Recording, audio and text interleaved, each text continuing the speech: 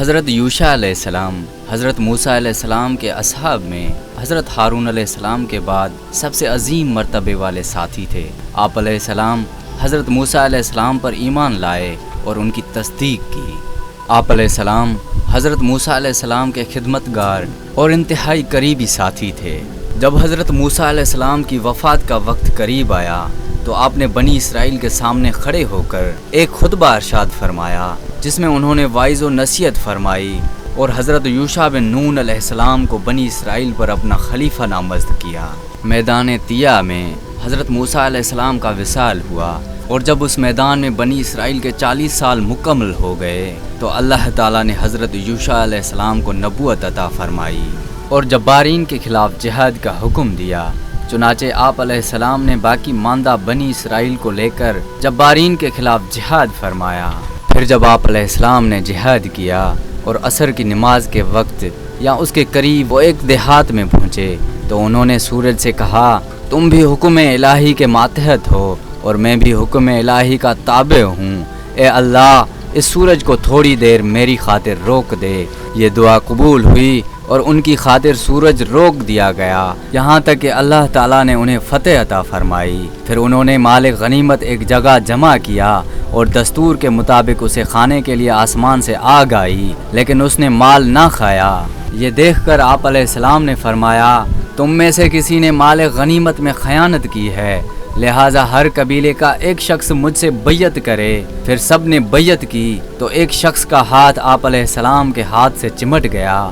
نبی علیہ السلام نے فرمایا، تمہارے قبیلے میں سے کسی نے خیانت کی ہے۔ بالآخر وہ گائے کے سر کے برابر سونا نکال کر لے آئے تو نبی علیہ السلام نے فرمایا، اسے مال غنیمت میں اونچی جگہ رکھ دو۔ اس کے بعد آگ آئی اور اس نے سارا مال کھا لیا۔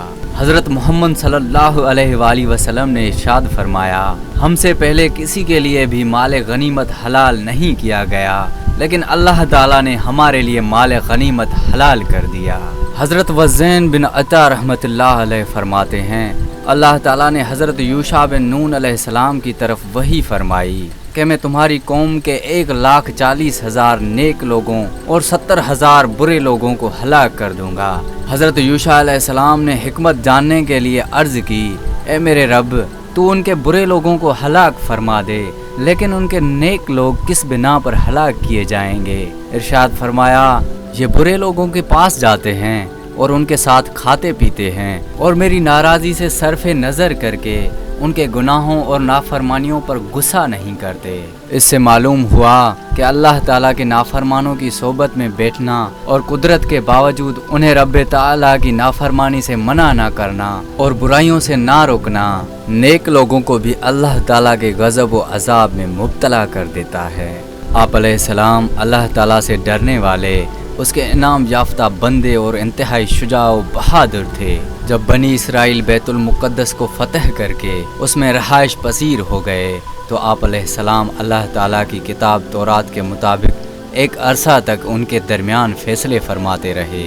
جب آپ علیہ السلام کی عمر مبارک 127 سال ہوئی تو اللہ تعالیٰ نے آپ علیہ السلام کی روح قبض فرما لی۔